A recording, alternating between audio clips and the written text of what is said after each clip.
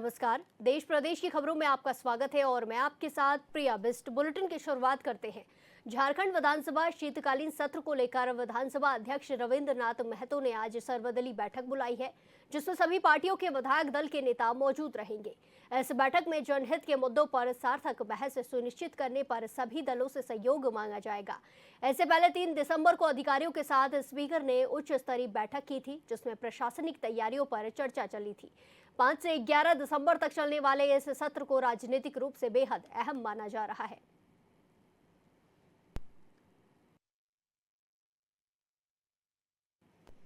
तो झारखंड विधानसभा का शीतकालीन सत्र शुरू होने वाला है, जिसके चलते बैठक रखी जा रही है। 5 से झारखंड विधानसभा का शीतकालीन सत्र है और आज सर्वदलीय बैठक रखी गई है। इससे पहले उच्च स्तरीय बैठक रखी गई थी, जिसमें प्रशासनिक अधिकारियों के साथ विचार विमर्श किया था। आज सर्वदलीय बैठक है, जिसमें विधानसभा अध्यक्ष रविंद्र नाथ महतो इसकी अध्यक्षता करेंगे और इस बैठक में पहलुओं पर चर्चा की जाएगी, जिसमें सभी पार्टी के विधायक दल के नेता मौजूद रहेंगे। इस बैठक में जनहित के मुद्दों पर सार्थक बहस सुनिश्चित करने पर सभी दलों के सहयोग को मांगा जाएगा। इससे पहले ही आपको बता दें कि 3 दिसंबर को भी एक बैठक रखी गई थी, जिसमें अधिकारियों के साथ स्पीकर ने उच्च स्तरीय बैठक की थी और इस बैठक में प्रशासनिक तैयारियों पर चर्चा चली थी। आपको बता दें कि 5 से 11 दिसंबर तक चलने वाले इस सत्र को राजनीतिक रूप से बहस के लिए अहम माना जा रहा है। आपको बता दें कि 5 दिसंबर से झारखंड में विधानसभा का सत्र चलने वाला है, शीतकालीन सत्र चलने वाला है, जिसको लेकर बैठकों का दौर चल रहा है। 5 से 11 दिसंबर तक ये सत्र चलेगा।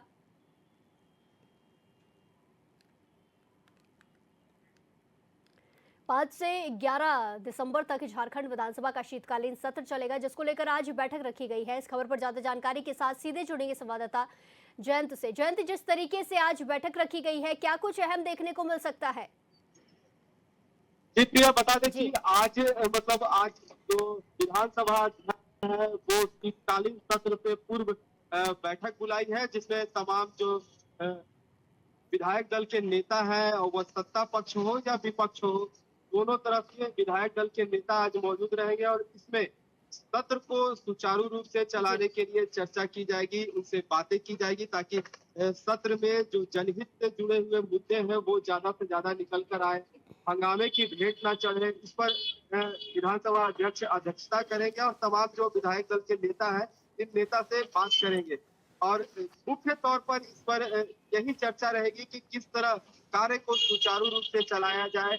जिस तरह लगातार देखा जाता है कि विधानसभा में जो सत्र चलते हैं, इस सत्र में हंगामा जोरदार रहता है और हंगामे के कारण जो सत्र आहूत होते हैं वो सुचारू रूप से नहीं चल पाते हैं और जिसके कारण जो जनहित से जुड़े हुए मुद्दे हैं वो सामने नहीं निकल पाते हैं। इसके कारण जो हर बार की बात है, तो इस बार भी विधानसभा सत्र से पहले ठीक एक दिन पहले जो बैठकें बुलाई गई है, इस बैठक में अब से कुछ ही देर बाद जो सभी दल के नेता हैं वो यहाँ मौजूद रहेंगे। विधानसभा अध्यक्ष की अध्यक्षता में इन तमाम लोगों की बैठकें होंगी। जी प्रिया। जी बिल्कुल जयंत, जिस तरीके से बैठक रखी गई है कि जिसमें जनता के मुद्दों को उठाया जाए, ऐसे में देखा जाए तो विपक्ष किन मुद्दों को लेकर इस बार विधानसभा में सरकार को घेरने की तैयारी में है?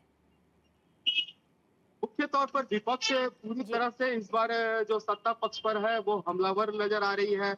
जिस तरह कानून व्यवस्था की अगर बात कर ले या फिर जो महिला की सुरक्षा की है या फिर जनहित से जुड़े हुए जो कार्य है, यानी कि अभी जो चर्चा सबसे ज्यादा जो चर्चा चल रही है मैया सम्मान योजना पर, तो मैया सम्मान योजना को लेकर जिस तरह नए फॉर्म भरे जा रहे हैं और इस नए फॉर्म में नए लोगों को जोड़ा नहीं जा रहा है, तो इस पर जो है विपक्ष सरकार से जवाब मांगना चाहेगी कि आखिर ये क्यों हो रहा है। क्योंकि यह महिलाओं के लिए शुरू किया गया है, तो जो पुराने जो जुड़े हुए हैं उन्हीं को मिलेगा या नए जो 18 वर्ष के हो गई है महिला उनका भी इसमें नाम जोड़ा जाए, तो इसको लेकर जो विपक्ष रणनीति बना रही है।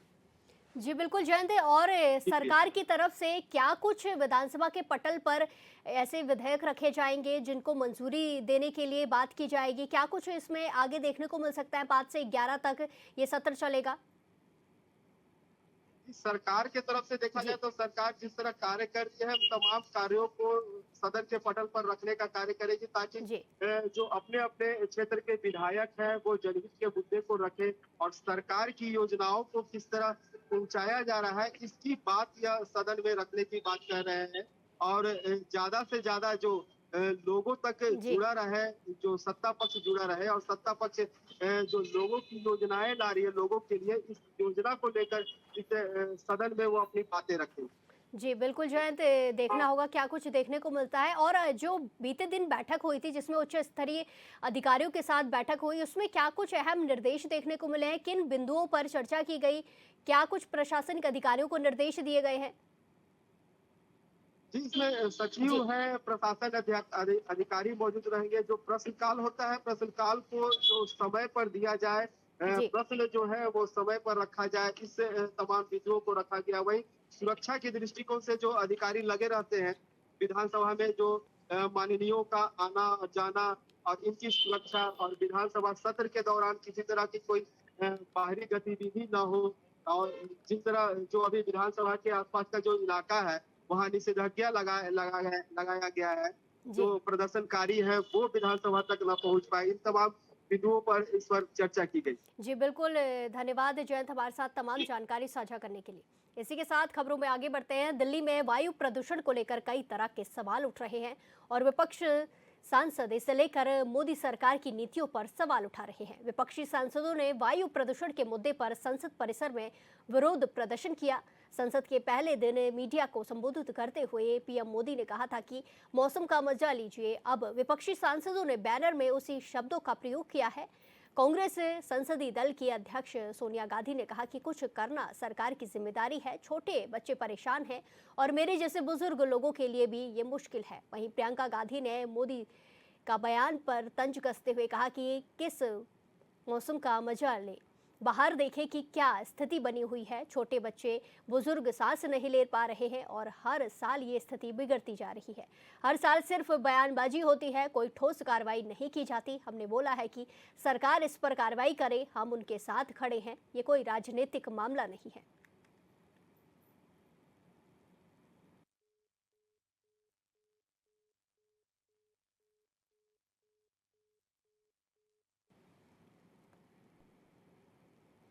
कांग्रेस नेता सोनिया गांधी और कांग्रेस सांसद प्रियंका गांधी वाड्रा ने देश की राजधानी दिल्ली और उसके आसपास के राज्यों में बढ़ते प्रदूषण पर चिंता जताई है।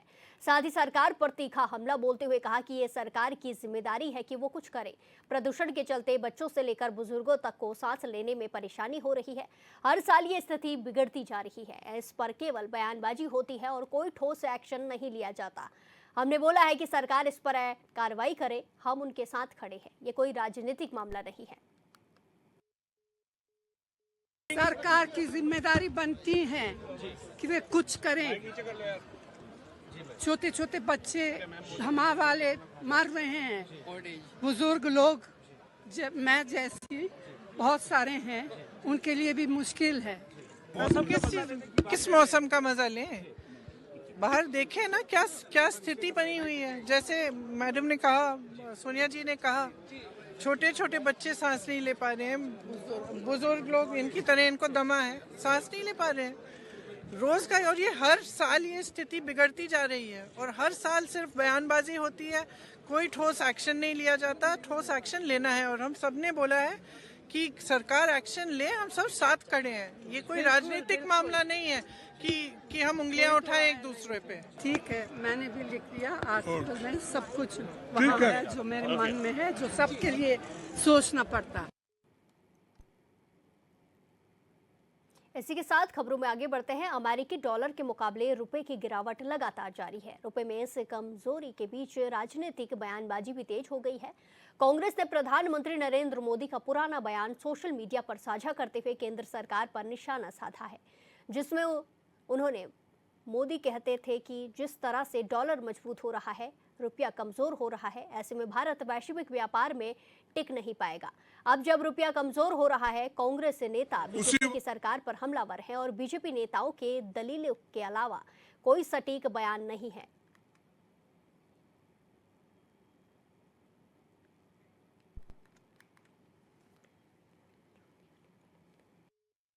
के ऊपर बोला नहीं डॉलर देखो मैंने कहा रुपए की कीमत घट रही है, इसका मतलब ये है कि इस देश की आर्थिक परिस्थिति ठीक नहीं है। वो हमेशा बोलते हैं कि हम डेवलप हो रहे हैं, हमारी आर्थिक स्थिति अच्छी है, लेकिन जब रुपए की कीमत गिरती है उसी वक्त मालूम होता है कि आपकी आर्थिक परिस्थिति क्या है। कुछ सालों पहले जब डॉलर मनमोहन सिंह जी के टाइम में जब हाई चल रहा था तो इन लोगों ने क्या कहा था, तो आज क्या जवाब दे रहे हैं? इनसे पूछिए ना, मेरे से क्यों पूछ रहे हैं आप? मैं कैसे देखता हूं, मैं तो हैरत में हूं। मुझे अफसोस है कि सरकार उसको कैसे देखती है। सुषमा स्वराज जी ने इसी देश की पार्लियामेंट में ऐतिहासिक भाषण में कहा था कि जब जब रुपए की कीमत गिरती है तब तक प्रधानमंत्री की गरिमा गिरती है। अब वो गरिमा गिरते गिरते 90 रुपए के बराबर हो गई है। तो ऐसे में मेरा सरकार से अनुरोध है कि कुछ करिए सरकार बहादुर। ऊपर सुषमा जी की आत्मा जो है वो सोच रही होगी कि जब प्रधानमंत्री मनमोहन सिंह जी ने देश नरेंद्र मोदी जी को सौंपा था तब 1 रुपए की कीमत 58 रुपए थी, आज 90 रुपए है, तकरीबन 2 गुने के बराबर आ गई है।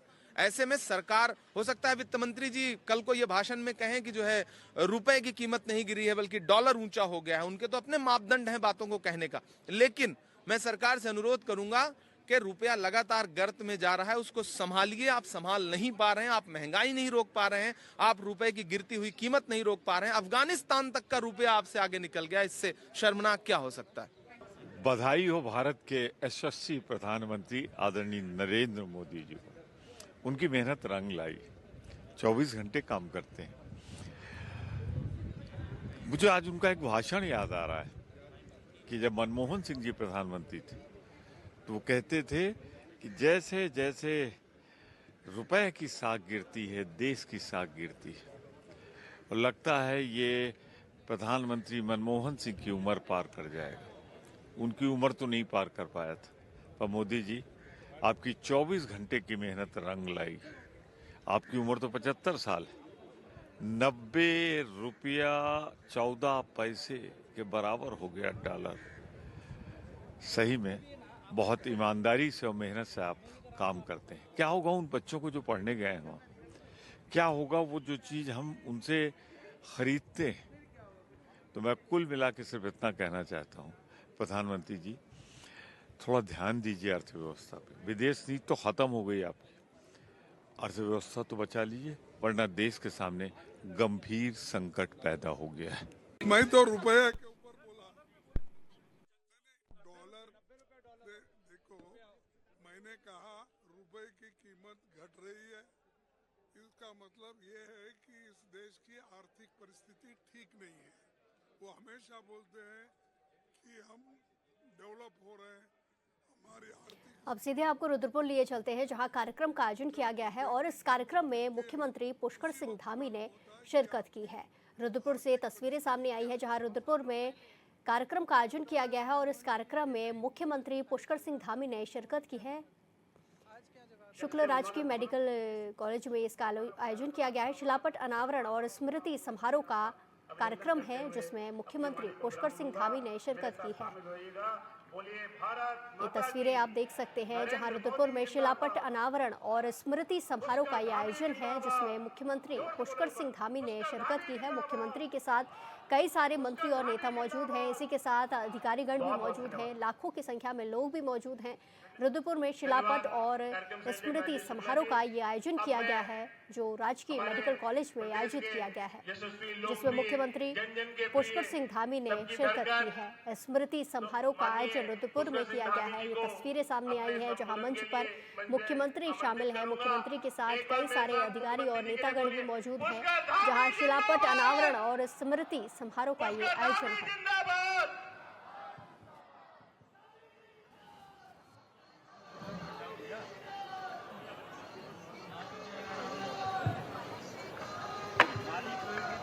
भारत माता की, भारत माता की, भारत माता की। पंडित राम सुमेर शुक्ल अमर रहें, पंडित राम सुमेर शुक्ल अमर रहें।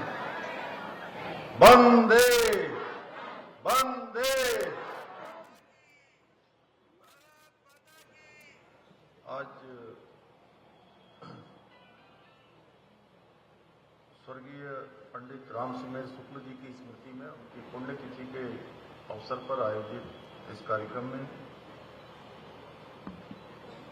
मंच पर आसीन इस विधानसभा क्षेत्र के लोकप्रिय विधायक आदरणीय शिव अरोड़ा जी और आज के कार्यक्रम का जिन्होंने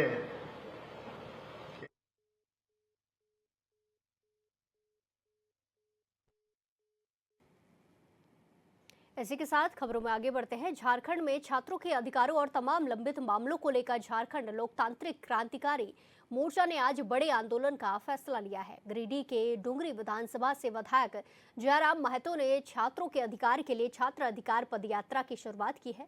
हजारीबाग के रास्ते होते हुए राजधानी रांची स्थित विधानसभा के धरना स्थल पर 9 दिसंबर को पदयात्रा पहुंचेगी। झारखंड के छात्रों के लिए लगातार आवाज उठाने वाला, सड़क से लेकर सदन तक आवाज उठाने वाला और कई बार पुलिस के डंडे भी खा चुके हैं देवेंद्र नाथ हमारे साथ है। एक बार फिर से बड़ा आंदोलन करने का आप तैयारी कर रहे हैं, क्या ये आंदोलन है? यह आंदोलन विभिन्न मुद्दों पर है। यह आंदोलन छात्र के अधिकार पर समर्पित है। यह आंदोलन राज्यव्यापी आंदोलन है। यह आंदोलन का नाम छात्र अधिकार पद यात्रा है, जो 6 दिनों तक चलेगी, 180 किलोमीटर चलेगी, जिसका शुरुआत 4 दिसंबर 2025 को गिरिडीह जिला के डुमरी की धरती से होगी, जहां पे डुमरी विधायक टाइगर जयराम महतो जी इसका शुभारंभ करेंगे और वहां से पद यात्रा 180 किलोमीटर करते हुए 9 दिसंबर 2025 को अंतिम दिन रांची में होगी और अंतिम दिन रांची पहुंचकर विधानसभा धरना स्थल पहुंचकर के 1 दिवसीय धरना में प्रदर्शन में यह तब्दील होगी। और इस पद यात्रा, इस राज्य स्तरीय, इस राज्यव्यापी महाआंदोलन से हम लोग ऐलान करते हैं, छात्रवृत्ति को विलंब मत किया जाए भुगतान में। छात्रवृत्ति विलंब, छात्रवृत्ति कटौती बिल्कुल बर्दाश्त नहीं होगा। इस पर टाल मटल बिल्कुल नहीं। पद यात्रा से कह रहे हैं, इस पर बोल चुके हैं कि जल्दी से फटकार लगा है अधिकारियों को कि जल्दी दे। हम ही करें दे, अगर दे दे तो हम तो चाहते हैं दे दे, अब देना ही पड़ेगा। हम लोग आ गए तो अब छोड़ेंगे नहीं हम लोग, अब उसको लेकर रहेंगे। आप लोगों से अरे परेशान है छात्र, फोन आता है बच्चा लोग का है, जो आईए कर रहे हैं, जो इंटर में है, जो ग्रेजुएशन में है, वो लोग फोन करते हैं, देखिए ना हम लोग पढ़ नहीं पा रहे हैं, कॉलेज से परेशानी हो रही है, हम लोग का आगे सेमेस्टर नहीं बढ़ रहा है, फॉर्म भरने से रोका जा रहा है, परेशान है। इसीलिए इस पर तत्काल भुगतान किया जाए। साथ ही साथ जो 25 सालों के झारखंड और इस झारखंड सरकार में झारखंड सरकार रजत पर्व मना रही है, इस पर हम यही कहेंगे, जो खतियान आधारित स्थानीय नीति, नियोजन नीति, जो मूल चीज है राज्य का, उसको लटकाया अटकाया भटकाया जा रहा है। वो विधेयक कहाँ झारखंड ही कंफ्यूज में है, राजभवन में है कि विधानसभा झारखंड में है कि केंद्र सरकार के पास है। ये 9वीं अनुसूची का हवाला में देकर के पूरा बहुत बड़ा मूर्ख बनाया राज्यवासियों को ये सरकार। इसीलिए मुख्यमंत्री मीडिया के समक्ष आकर के बताइए विधेयक कहाँ है, अन्यथा उसको हम बताना चाहते हैं कि सरकार के पास अधिकार है कि इसी विधानसभा में खतियान आधारित स्थानीय नीति, नियोजन नीति विधेयक को पारित करके यहीं से यहाँ के राज्यवासियों को वो लाभ दे सकते हैं, इसको करे। और जो ड्रामा बना के रखा है कि 3 साल, 4 साल, 5 साल, 7 साल, 8 साल, 10 साल से एक एक परीक्षा प्रक्रिया में है, क्या है भाई? सीडीपीओ, क्या है जरिया? सीडीपीओ का परीक्षा लंबित है, परीक्षा फल आपका फूड सेफ्टी ऑफिसर का है, उत्पाद, बहुत सारा एग्जाम है। तो बताइए प्रक्रिया में कितना दिन तक चलेगा? किसी का होता है ना समय सीमा। इसीलिए तत्काल प्रक्रियाधीन परीक्षा, चाहे जेपीएससी का हो या जेएसएससी का हो या अन्य भी विभाग का, उसको तत्काल प्रक्रिया को पूर्ण किया जाए। इसके अलावा जो तैयारी कर रहे हैं, जो इंतजार में है नए विज्ञापन का, और जो विभिन्न विभागों में लाखों रिक्त पद है, उसको नियुक्ति के लिए भी विज्ञापन अतिशीघ्र जारी किया जाए। इसके अलावा जो गैर सरकारी सेक्टर है, जो निजी क्षेत्र है, जो एजेंसी के माध्यम से, कंपनी के माध्यम से, इंडस्ट्री फैक्ट्री के माध्यम से कॉन्ट्रैक्ट बेसिस में जो काम कर रहे हैं, वहां भी 75% मूल झारखंडियों की भागीदारी सुनिश्चित करे ये सरकार। इसका हम लोग पदयात्रा से मांग करते हैं, अन्यथा यह चरणबद्ध आंदोलन आगे निरंतर जारी रहेगा। जेएसएससी के बोले, आपने जेएसएससी का जो आंदोलन किया था आपको भी लाठी खानी पड़ी थी, लेकिन कोर्ट से अब फैसला आया है, क्या कैसे देखते हैं इसको? देखिए, माननीय कोर्ट का जो फैसला आया है वो सीबीआई जांच की मांग को खारिज करते हुए नियुक्ति प्रक्रिया को आगे बढ़ाने और साथ ही साथ आरोपित 10 बच्चे जो नेपाल पेपर लीक पर जो आरोपित हैं उसको रोक लगाया है। 10 बच्चे को रोक लगाया है माननीय हाई कोर्ट, तो वो भी एक्सेप्ट कर रहे हैं कि कहीं ना कहीं गड़बड़ी है। और इस जब सीजीएल प्रकरण में हम बात करेंगे तो हम याद दिलाएंगे इससे पहले वाला सीजीएल पेपर लीक को, जब ठोस सबूत हमारे हाथों में आया था और जब हम लीड कर रहे थे तब हम ऐलान किए थे ये आर पार का लड़ाई है। हम इस जगह से ऑफिस के गेट से तभी हम पीछे हटेंगे जब जेएसएससी के ऑफिशियल वेबसाइट पर आधिकारिक नोटिस जारी होगा रद्द का, अन्यथा हम यहाँ आर पार का लड़ाई लड़ेंगे। तो क्या डट के रहे सुप्रीम कोर्ट जाएंगे इसके बाद? तो वो वहां रद्द हुआ, वो छात्र का जीत था। अब यहाँ था कि अब सुप्रीम कोर्ट में सबूत पेश किया जाएगा, तो हम तो बोलेंगे कि जो भी छात्र है हाई कोर्ट गए हैं उसको सुप्रीम कोर्ट जाना चाहिए, हम लोग उसके साथ सहयोग में रहेंगे। एक चर्चा मुख्यमंत्री का जो अटकलें लगाई जा रही है बार बार कि मुख्यमंत्री जिस तरह बीजेपी में जा रही है, तो आप जेलकेम से है, जेलकेम कैसे देखती है इसको? देख कौन कहाँ जा रहा है कौन कहाँ आ रहा है, इन लोग का अलग अलग चलता है। हम लोग राज्य की जनता के लिए आए, राज्य के मुद्दा को लेकर के आए, हम लोग राज्य की जनता के लिए राज्य के मुद्दा के साथ हमेशा हैं, हमेशा रहेंगे। ये थे जेएलकेम के नेता देवेंद्र महतो जी, जिन्होंने हमारे साथ साझा की है जिस तरह जो आंदोलन है और आज भी यह छात्रों के हित के लिए सड़कों पर है और छात्रवृत्ति जिस तरह छात्रों को नहीं मिल रही है, तो इस छात्रवृत्ति को लेकर ये आंदोलन करने को तैयार है और बड़ी आंदोलन की तैयारी है। रांची से चैनल के लिए अपने सहयोगी अक्षय कुमार के साथ। प्रयागराज में आगामी माघ मेला 2026 की तैयारियों ने रफ्तार पकड़ ली है, जहां साधु संतों के लिए भूमि आवंटन की आधिकारिक प्रक्रिया भी शुरू हो चुकी है। प्रशासन ने इस बार 3 स्तरीय सुरक्षा योजना बनाई है, जिसमें 10,000 से अधिक पुलिस कर्मियों की तैनाती और 50 ड्रोन की निगरानी शामिल है। उत्तर प्रदेश में संगम नगरी प्रयागराज में आगामी माघ मेले की तैयारियां चल रही हैं। मेले में आने वाले साधु संतों के समूहों को तंबू लगाने के लिए जमीन आवंटन करने की आधिकारिक प्रक्रिया मंगलवार से शुरू हो गई, जो 4 दिसंबर तक चलेगी। गंगा पूजन आदरणीय कमिश्नर मैम के द्वारा कराते हुए और सभी साधु संत महात्मा के आशीर्वाद से आज भूमि पूजन भी शुरू हो रहा है, भूमि आवंटन का कार्य शुरू हो रहा है। डंडीवारा के साथ आज हम लोग इसको कर रहे हैं और क्रम वाइज परंपरा के दृष्टिगत हम लोग आगे भी विभिन्न तिथियों पे ये कार्यक्रम जारी रखेंगे।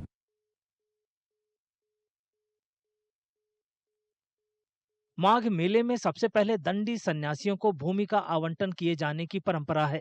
दंडी सन्यासी मुख्य रूप से दशनामी संप्रदाय से जुड़े साधु होते हैं, जो पारंपरिक रूप से आदि शंकराचार्य से जुड़ा मठ है।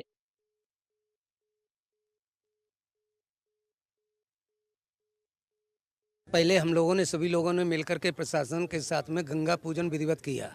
गंगा पूजन के उपरांत आज अपने दंडी स्वामी नगर की भूमि पर आकर के भूमि पूजन किया और भूमि पूजन के साथ ही यह आवंटन कार्य शुरू हो जाता है।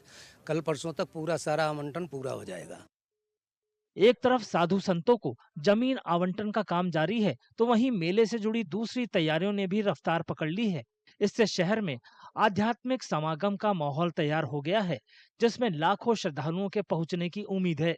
इसे देखते हुए सुरक्षा के कड़े इंतजाम किए जा रहे हैं। संगम की रेत पर बसने वाली टेंट सिटी के लिए बड़े पैमाने पर की जा रही सुरक्षा तैयारियों के तहत पुलिस और जिला प्रशासन ने मिलकर 3 स्तर का पुख्ता सुरक्षा प्लान बनाया है। माघ मेला 2026 जो 3 जनवरी से प्रारंभ होकर 15 फरवरी तक चलेगा, कुल 44 दिन। इसके लिए हमने व्यापक पुलिस प्रबंध की योजना बनाई हुई है। लगभग 10,000 पुलिसकर्मी हमारे तैनात रहेंगे, जिसमें अग्निशमन, एटीएस, एसटीएफ, जल पुलिस के लोग, सिविल पुलिस के लोग, सशस्त्र पुलिस के लोग, करीब 25 राजपत्रित अधिकारी, ये सब रहेंगे।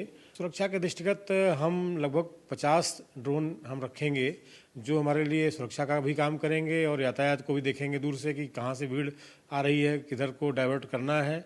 इसके अलावा एटीएस की टीम हमारी रहेगी। हिंदू महीने माघ में लगने वाला ये मेला प्रयागराज में हर साल होने वाला आयोजन है। इस दौरान श्रद्धालु पवित्र तिथियों पर संगम में पवित्र डुबकी लगाते हैं और आध्यात्मिक शुद्धि और धार्मिक पुण्य की कामना करते हैं। इस बार 44 दिनों तक चलने वाला माघ मेला अगले साल 3 जनवरी से शुरू होकर 15 फरवरी तक चलेगा।